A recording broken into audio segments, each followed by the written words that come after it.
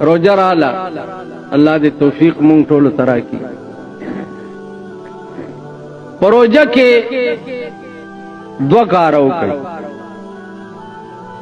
یو روزه کې کوشش وکړي چې غیبت نه کوي د چا پسې بد ویل دویم چې وخت درته ملاویږي نو امام احمد ابن حنبل رحمت الله علیه خدای په خوب کې لیدل نو امام احمد ابن حنبل ورته وی چې یا الله ته پس شي ډیر خوشالهږي چې زاغه کار وکړ